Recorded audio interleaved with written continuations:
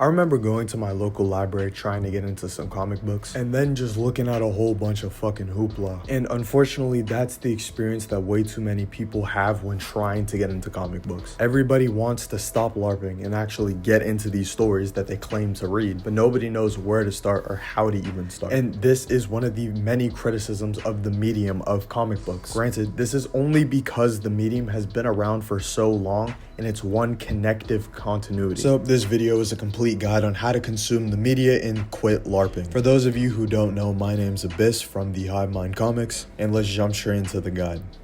Firstly, you need to understand what these books actually are in the first place. Comic books are originally published in the format of a single issue. It's about a 20-page paper book that you can buy at any comic store for about $5. These are your standard issues. These single issues, when purchased in a comic book store, also come with multiple different variant covers. These are special because many different artists contribute to the same issue, giving multiple different covers. This plays into what makes comic books so valuable, because some covers are more expensive than others. This is where you get comic book covers like 1 in 25s or 1 in 50s. They are just like the name entails. There's only 25 of them and you have one of them. Depending on the artist of the cover or the comic book in general, these can be very valuable. Even covers that aren't as rare as the 1 in 25s or 1 in 50s can also go for crazy money in the future. There aren't just different variant covers that are just different artists drawing the cover. Sometimes there are special editions such as foil covers, which are a special reflective material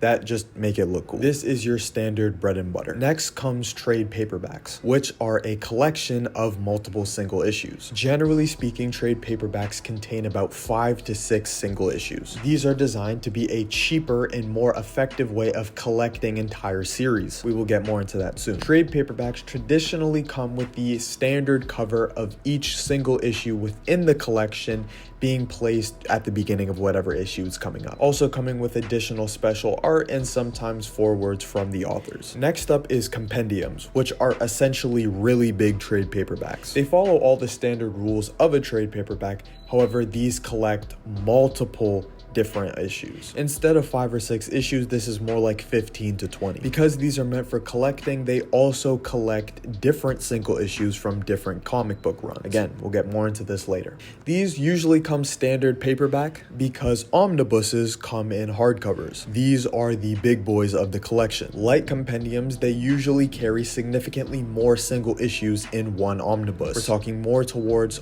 upper 30s to 40s. These are meant to collect large portions of entire story arcs. If you're trying to collect a lot at once, these are what you need to go with. Because alongside these story arcs themselves, they also come with almost every cover within that story arc, including the variants, while also containing other things like concept art and rough sketches. These are literally a collector's dream. Now we need to understand what's in these single issues, trade paperbacks, compendiums, and omnibuses. Obviously, stories. These stories are told through what are called runs in comic books. Runs are essentially just the sequence of single issues written by a certain writer. For example, issue 1 to 85 of Batman 2016 is Tom King's run because Tom King was the writer. But then in issue 86, it's James Tynion's run because he picks up as being the writer. Now, where it can get confusing is just because a writer writes a comic book doesn't now mean it's their run, because like the wording implies, a run has to be a sequence of issues. So the word run specifically refers to any sequence of comic books assigned to a certain character, title, group, something like that. So for example, the title series The Amazing Spider-Man would be a run. The title series of The Avengers will be a run because there are multiple single issues published within this run pertaining to this specific story arc. So again, stories are just narratives told over multiple single issues. Most of the time, these can be digested in large-scale events, long runs, miniseries, or maxi-series. For example, iconic stories like Batman Hush is just a collection of single issues throughout Batman's 1940 run. This story is just a group of 12 issues, which can be collected and then put in a trade paperback. Sometimes these stories are small and other times they're really large. You will be able to tell because at the beginning of every issue, there's a title card with a credit, which not only tells you the writer, the colorist, the penciler, but also the title of the story being told within that issue. And if that story spans multiple issues, it will tell you part what of whatever. But the good thing about comic universes is that there's multiple characters connected in multiple different runs or stories. These are what we call crossovers. And it's just like how the name entails. It's when one character or one event crosses over into another. These create large-scale event books, such as books like Blackest Night, which are so large they get their own compendiums and sometimes even omnibuses. And because these are large-scale events containing multiple different characters, there are so many of what we call tie-ins. Tie-ins are single-issue comic books that take place in other comic titles. So for example, the Blackest Night story starts in a Green Lantern titled comic book single issue. But because it involves other characters, you get examples of entirely different titled comic books also playing a role in the overarching story that is Blackest Night, such as The Flash. Now, not every story has to be this really big or really small event. Some things are miniseries, which is like a 6 issues self-contained story, where you don't need to read anything else to understand the context of this story. It's self-contained, you can jump in, read these 6 issues, and have a full story. Other things like maxi series are literally the same thing as a miniseries, there's just more issues to it. It's around 12 issues. Watchmen is the perfect example of this. Okay, now with all that being said, there is tons of comic books out there. Plenty of runs, plenty of stories, plenty of crossovers. How can you tell what is canon to the main continuity? Or long story short, what's important that you're reading? Good news for us, DC and Marvel specifically is very easy to tell what is and isn't canon. For those of you who don't know what canon means, it just means that it's official material that is present within the main continuity of any story. For DC, it's more simple than you would think. Like most fictional verses, there's a multiverse within DC, and depending on the different Earth, there's different iterations of the same character. The main continuity Earth in DC is Earth Zero. Stories traditionally take place on Earth Zero, and unless shown otherwise, we just assume this to be true. The reason I say we assume is because when it doesn't take place on Earth Zero, there's usually a very clear indicator that it does not. For example, the Earth 2 comic series. And for stories that exist completely separate to any other version of continuity, DC gives them what is known as a black label, telling us that it just doesn't exist within DC's continuity or multiverse. Therefore, it's just a fun side story that we just get to enjoy. Marvel can be a little bit more complex. However, there's still a lot of indicators telling us what is and isn't canon. The best way you could do this is just look at the description page of every comic book. Usually within the synopsis of the book on this description page, we learn if the book is canon or not. And if you cannot tell from this, you can just Google the comic book, because a lot of the times there's fandom pages that have already discovered whether or not these books are canon or not, and then they convey that information for you. Now, runs are distinguished by 2 main factors. One is what I've already said, the writer, and the second would be the year. The year is classified by the year of release of the very first issue in the run. So, for example, issue 1 of Nick Spencer's Spider-Man run took place in 2018.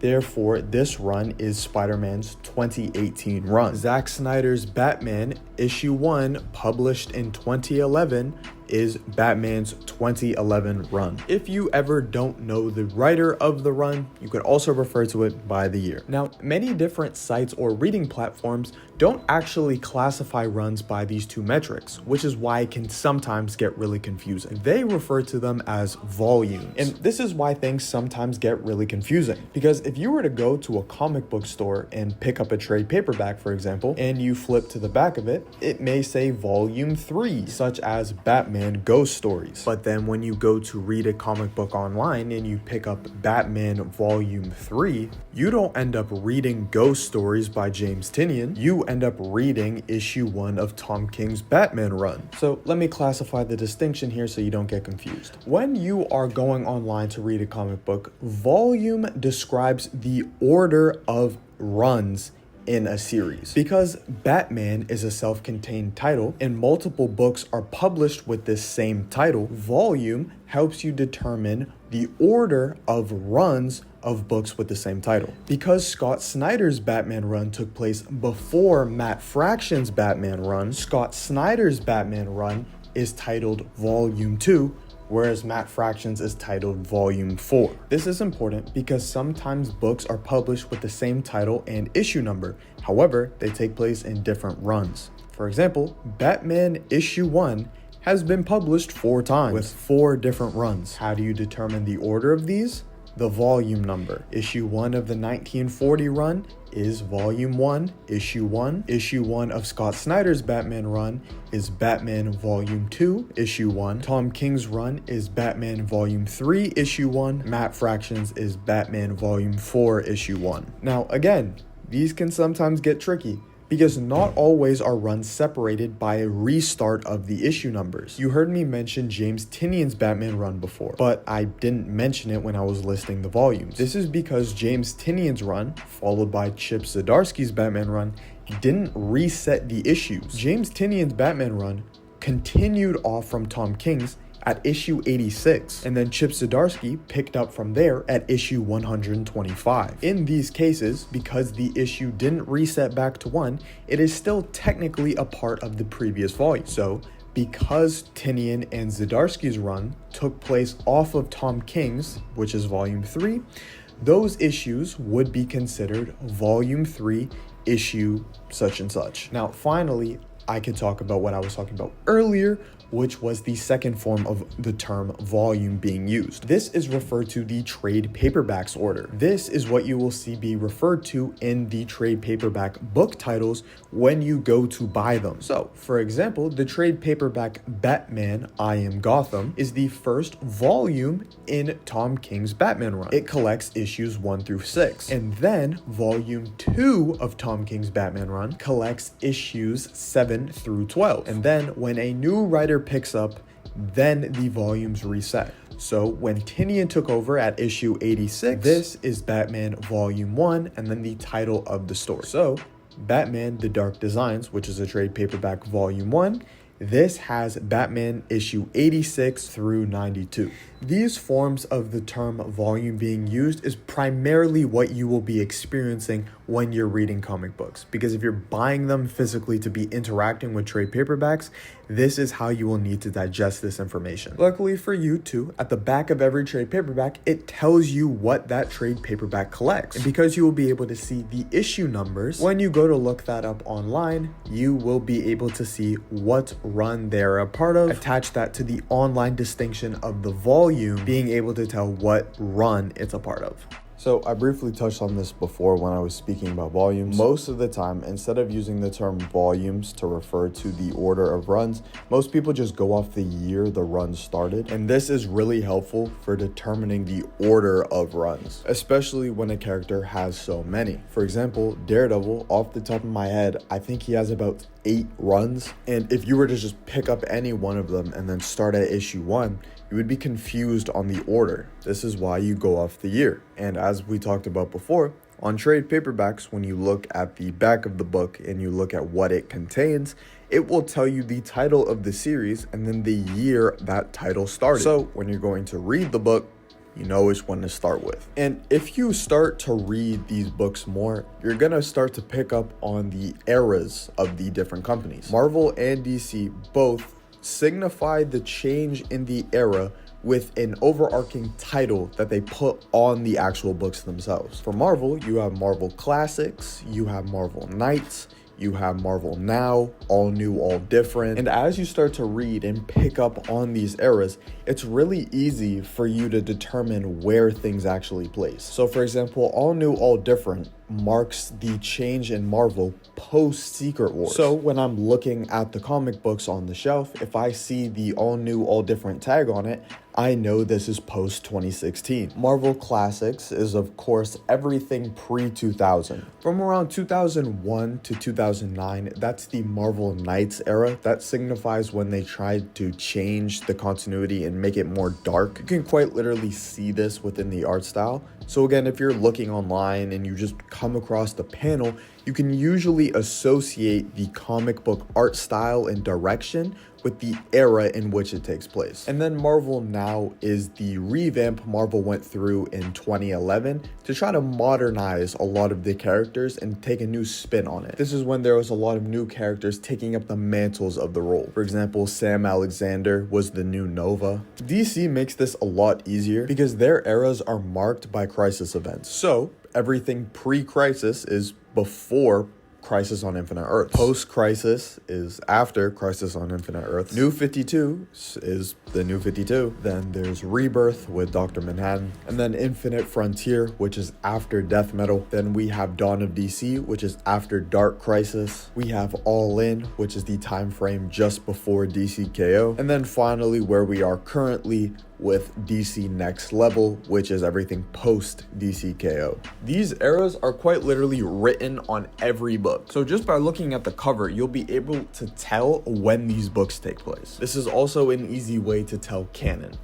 Now that you understand pretty much everything you need to know to get into comic books, here are just some tips for people just starting. Not everything needs to be read in order. Comics do a very good job of wrapping up stories and telling a magnitude of different self-contained ones in an overarching narrative. Meaning there's nothing wrong with reading Batman Hush after Under the Red Hood, for example, because despite Under the Red Hood using Batman Hush as a stepping stool to tell that story, it does enough on its own to fill in the context, so even if you didn't read Hush, you're not going to be lost. And in some cases, this can even be better and helps tell that individual story even better. Sticking on the theme of Hush, Hush by itself is a really good Batman story. However, if you read it in order of Batman comics, which would have been after Fugitive, your enjoyment of the story would go down because Batman is pretty much repeating word for word the exact same story arc he went through in Batman Fugitive. Now, does that detract from the storytelling of Hush? Not really, no, because Hush on its own is a really well-written story. But your enjoyment of the story, because it's misrepresenting your favorite character,